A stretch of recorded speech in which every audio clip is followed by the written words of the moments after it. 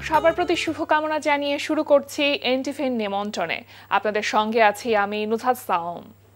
দর্শক, এনটিভির নিমন্ত্রণে অনুষ্ঠানটি শনি থেকে বৃহস্পতি সপ্তাহের 6 দিন সকাল 9:30 এনটিভির পর্দায় দেখতে পাবেন।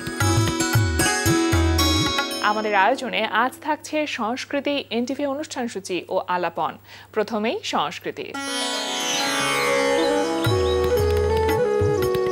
ধানমন্ডির ভূমি আর্ট গ্যালারিতে অনুষ্ঠিত হচ্ছে 12 জন শিল্পীর দলীয় চিত্রকলা প্রদর্শনী ড্রিম ওয়েভার। প্রদর্শনী চলবে 28 অক্টোবর পর্যন্ত। ধানমন্ডির বেঙ্গল শিল্পালয়ে অনুষ্ঠিত হচ্ছে শিল্পী ইয়াসমিন জাহান নূপুরের একক চিত্রকলা প্রদর্শনী আনরিভেইলিং সাইলেন্স। প্রদর্শনী চলবে 22 নভেম্বর পর্যন্ত। এবার এনটিভি অনুষ্ঠান সূচি। এবার জানিয়ে দিচ্ছি এনটিভির আজ রাতের বিশেষ বিশেষ অনুষ্ঠানগুলির সময়সূচি। সন্ধ্যা 6:35 সরাসরি সম্প্রচার হবে সমসাময়িক বিষয় নিয়ে অনুষ্ঠান সংলাপ প্রতিদিন।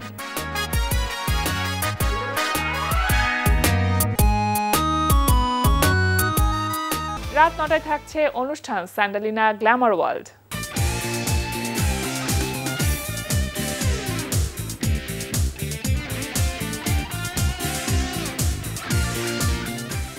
রাত 9:30 থাকছে শামস করিমের পরিচালনায় ধারাবাহিক নাটক 7 কিলো 1 গ্রাম। আব্বা কি অবস্থা? আল্লাহ নিজে আইসা মানিজ্জত বাঁচাইছে, নাইলে আমরা ওই ক্যাসালে পাইতে গেছি। ওই শরম আলী আর ইমান আলী দুইজনে ফাটে আসি তো পড়ে। আচ্ছা আব্বা, মানে সুরজ হয়তো রেডি থাকতে বলে আমার ওরা মিষ্টি কিনে লয়ে গেল কে? কি বলদ ভাইয়া, কিচ্ছু বোঝে। আরে আমরা মিষ্টি কিনে বাড়িতে গেছি, ওরা দেখছো না? ওরা দেখা ফাল পারতে গেছে। অতি চালাকের গলায় যদি রাত 11:30 সরাসরি সম্প্রচার হবে টক শো এই সময়।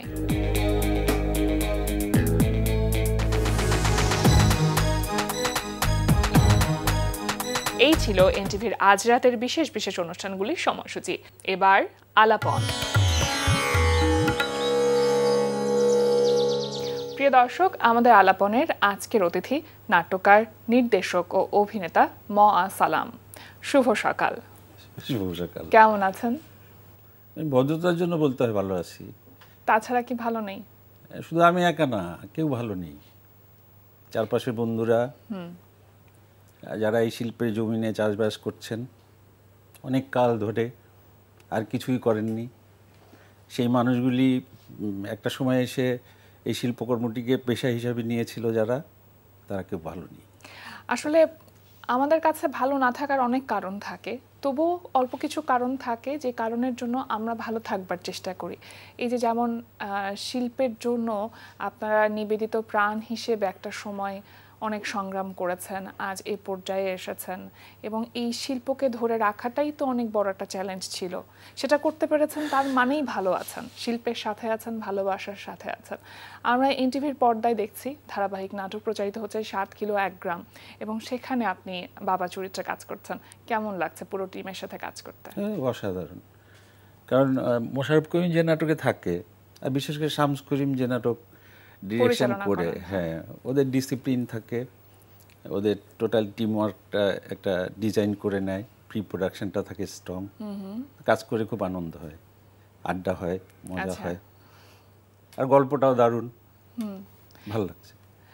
এই গল্পের মধ্য দিয়ে সাধারণত কি হয় যে সামাজিক যে কোনো বক্তব্য নাটকের মাধ্যমে আমরা বলবার চেষ্টা করি।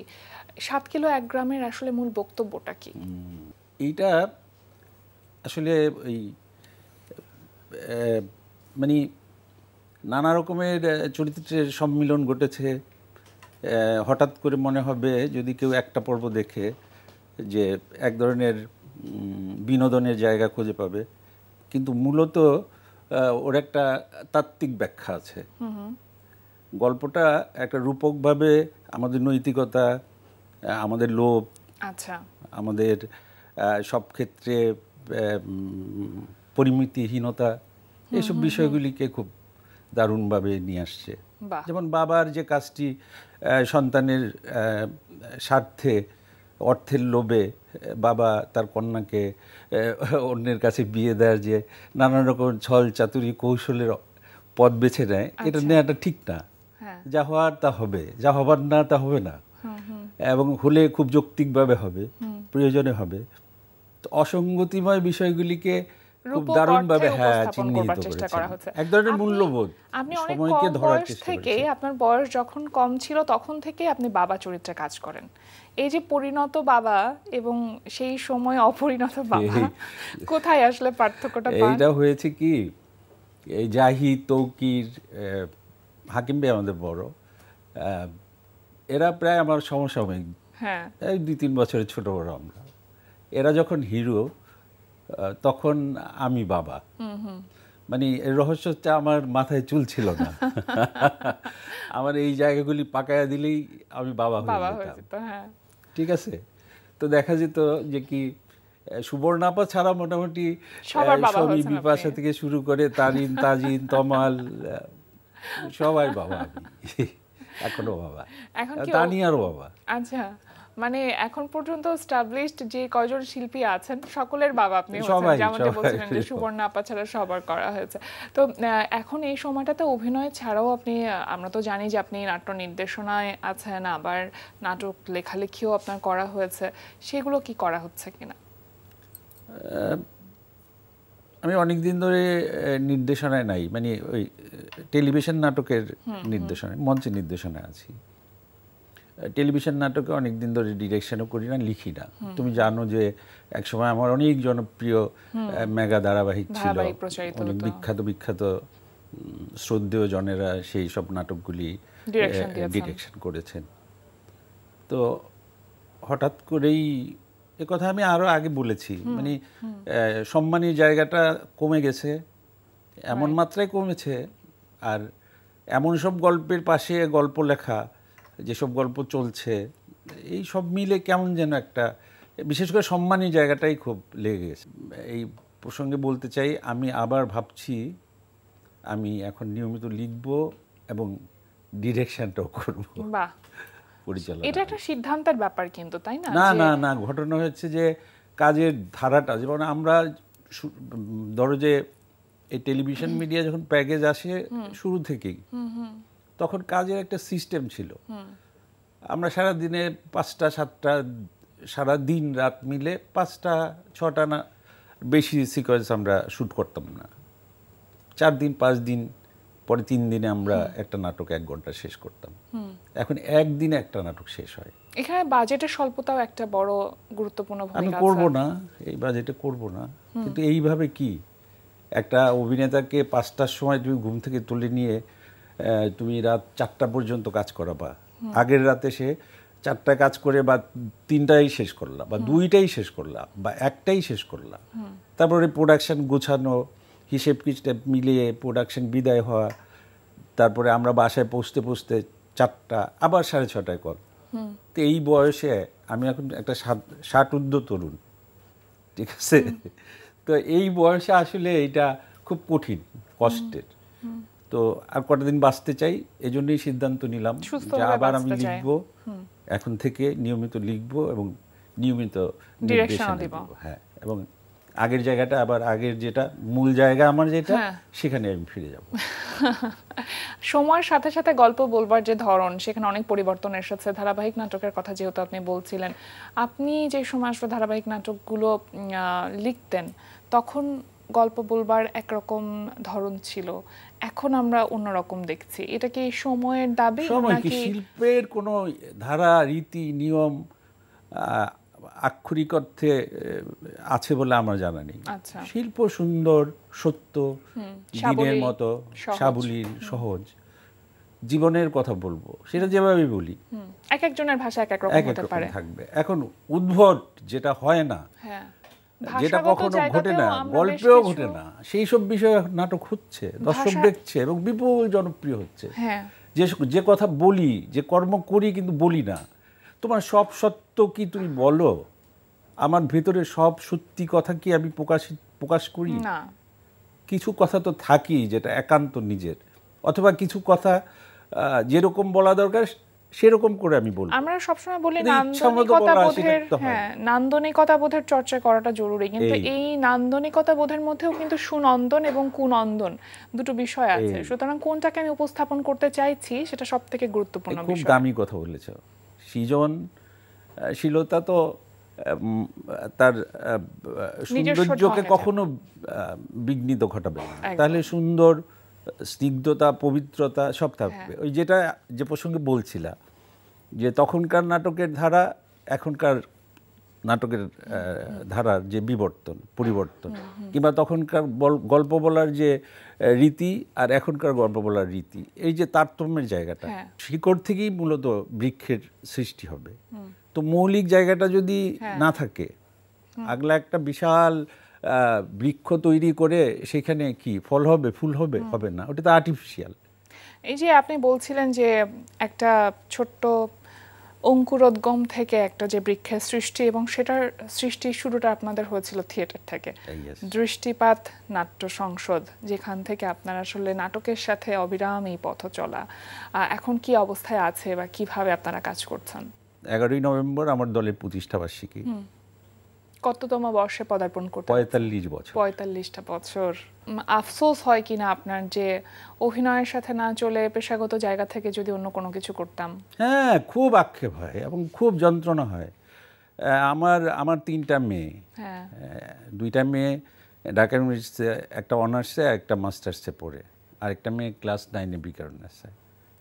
তো আমার তো সংসার আছে, মাস শেষে আমার 25,000 টাকা বাসা ভাড়া দিতে হয়। দুঃখজনক। অভিনয়ের ক্ষেত্রে যদি বলি, এখন কি শুধুমাত্র 7 কিলো এক? শোনো, শিল্পীরা বৈষয়িক না।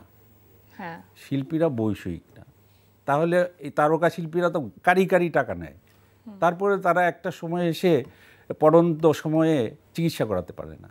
কেন? কারণ তারা ওই টাকাটাই তারা সঠিকভাবে, মানে বৈষয়িক মানুষ হইলে যেভাবে ব্যবহার করতো সেভাবে করে নাই। তো সেই জায়গা থেকে আমার বলা যে শিল্পীদেরকে তাদের প্রাণের উচ্ছ্বাস যেখানে, শান্তিটা যেখানে, তারা যেহেতু অর্থের পেছনে ছুটছে না, তাদের ভালোবাসার কাজটাকে করতে দেন না বাবা, সমস্যাটা কি? আমি কথা প্রসঙ্গে বলছিলাম যে 7 কিলো 1 গ্রামের কথাই এখন তো এনটিভিতে প্রচারিত হচ্ছে। এর আগে এনটিভিতে আরো একটি ধারাবাহিক নাটক প্রচারিত হতো, গোলক ধাতা, এবং সেখানে আপনি একটি অন্ধ চরিত্রে কাজ করেছেন। সেই সময়ের অভিজ্ঞতার কথা একটু জানতে চাইবো, কেমন ছিল? দারুণ দারুণ। শামীম তো আমার অনেক প্রিয় ছোট ভাই, আরণ্যক করে। পুরো নাটকটায় একটা অন্ধ লোক এবং নানা ধরনের মোচড় ছিল আমার চরিত্রটায়। ভালো, অসম্ভবভাবে, মানে দারুণভাবে এনজয় করেছি। দর্শকও সুন্দরভাবে গ্রহণ করেছিল। আরে আল্লাহ, রাস্তাঘাটে বাসে ডাক দিত আমাকে নাম ধরে, চরিত্রের নাম ধরে। জাকির মনে হয় ছিল না এটা? জাকির কাকু। আপনার এখন পর্যন্ত অভিনীত যতগুলো কাজ রয়েছে তার মধ্যে মনে হয়েছে যে আসলে অভিনয়টুকু কিছুটা হলেও করতে পেরেছি, সেইটা কোন কাজের জন্য এসেছে? এখন আর সেরকম মনে হয় না যে এখনও সেই কাজটা করতে পেরেছি। তবে কিছু চরিত্র যেটা মনে হয় যে আমি কাছাকাছি যেতে পেরেছি। তার মধ্যে ললিতায় ছোট্ট একটা চরিত্র করেছিলাম, মুচির চরিত্র, মনে আছে তোমার? এই কাজটা, আরও বেশ কিছু কাজ যেগুলি ভালো লেগেছে ওই চরিত্রগুলো করতে। যে কখনো এমন হয়েছে কিনা যে আপনি যে নাটক লিখেছেন, ধারাবাহিক তো অনেকগুলো নাটক আপনার লেখা হয়েছে, সেখানে নিজেই কোনো একটি চরিত্রে কাজ করেছেন? এইটা কিন্তু আমি আমার লেখা নাটকে, অধিকাংশ নাটকে আমি কাজ করি নাই। আর যেগুলিতেই, যে কয়েকটা নাটকে আমি অভিনয় করেছি, খুবই ছোট চরিত্র, খুবই ছোট। কখনো নাটক লিখবার সময় এটা মনে হয়নি যে নিজের জন্য একটি চরিত্র? আমার ওস্তাদ হচ্ছে মাসুম আজিজ। আচ্ছা। তো তার কাছেই আমি নাটক লিখে শিখছি। আমার প্রথম নাটকের প্রডিউসার মাসুম আজিজের ওয়াইফ, ডিরেক্টর মাসুম আজিজ নিজে। এরপরেই তো শুরু হলো একের পর এক। তো আমি সবসময় মাসুম ভাইকে দেখতাম, সে নাটকে তার একটা চরিত্র থাকতো, এবং এইটা নিয়ে পরে ইউনিটে কথাবার্তা হতো। আচ্ছা। যে মাসুম ভাই তার ক্যারেক্টারটার প্রতি ফোকাস আলাদা দিয়েছে। আসলে কিন্তু তা না, গল্পের প্রয়োজনে, এবং ওটা মাসুম আজিজেরই চরিত্র। আসলে ওটা মাসুম আজিজকেই যায়, ওনাকেই মানায়। ওনাকে আমরা সবসময় দেখতাম খুব দুঃখী চরিত্রে কাজ করতে। কিন্তু ওই ইউনিটের মধ্যে ফিসফাস হইতো যে তার নিজের ক্যারেক্টারটা সে, যে কারণে আমার ভিতরে একটা ভীতি কাজ করতো। আমার লেখা নাটকে আমি না পারলে আমি অভিনয় করতাম না। প্রথম কোন নাটকে আপনি অভিনয় করেছিলেন যেটা অন এয়ার গেছিল? প্রথম নাটক কত সালে ছিল? প্রথম সে তো টেলিভিশনে, বাংলাদেশ টেলিভিশন। বাংলাদেশ টেলিভিশনে, সেটা ছিল সাতপৌরে কাব্য। আচ্ছা। আহসান হাবিব ছিলেন প্রডিউসার। তো তারও আগে টেলিভিশনে, যেখান থেকে আমার সূচনা, হ্যাঁ হ্যাঁ। তখন তো টেলিভিশনে ঢোকাটাই খুব কঠিন ছিল। মানে টেলিভিশনে একটা পাস যদি কারো কাছে থাকতো, মানে এটা প্রবেশ বিশাল বড় একটা ব্যাপার। সেইটা মানিব্যাগের বাজে অনেকদিন সংগ্রহ করা হতো। হ্যাঁ এবং টেলিভিশন মূলত আমাদেরকে সৃষ্টি করেছে। একদম। তখন টেলিভিশনের পপুলেশন সেল নামে একটা সেল ছিল, ওদের কিছু নিজস্ব প্রোগ্রাম ছিল। মায়েদের জন্য সুখের ঠিকানা নাটিকা হতো, 8 মিনিট, 20 মিনিট, 6 মিনিট, 12 মিনিট, বিভিন্ন সাবজেক্টের উপর ওই নাটিকাগুলি আমি লিখতাম। আচ্ছা। এবং সেইখানে একটা চরিত্রে আমি অভিনয় করতাম। সেইভাবেই আমার আসলে শুরু। থিয়েটার থেকে যারা সাধারণত অভিনয়ে আসে বা ক্যামেরার সামনে আসে তাদের মধ্যে খুব একটা নার্ভাসনেস কাজ করে না। যেটা মূল বিষয় থাকে সেটা হচ্ছে টেকনিক্যাল যে সেন্সটা, ক্যামেরার যে টেকনিক্যাল নলেজ, সেটা ওইটাই তো ইম্পর্টেন্ট। ওইটা আলাদা। ওটা রপ্ত করতে আপনার কতদিন সময় লেগেছিল? আমরা যে মঞ্চে কাজ করি সরাসরি দর্শকদের সামনে, আমরা পথনাটক করি চারিদিকে দর্শক, হ্যাঁ, তার মাঝখানে। আর এইটা একটা ক্যামেরার ফ্রেমটার মধ্যে তোমার অভিনয়টা করতে হবে। তুমি যখন এই যে মাস্টারটা ধরে আছে, হ্যাঁ, ওইটা একরকমের, আবার যে এইটা ক্লোজ ধরে আছে এইটা একরকমের। ক্যামেরার ল্যাঙ্গুয়েজ বোঝাটা খুব ইম্পর্টেন্ট। সেইটা বুঝতে সময় নেয়, যত বড় অভিনেতাই হোক এই টেকনিকটা বুঝতে, এইটাও কিন্তু একটা শিক্ষা।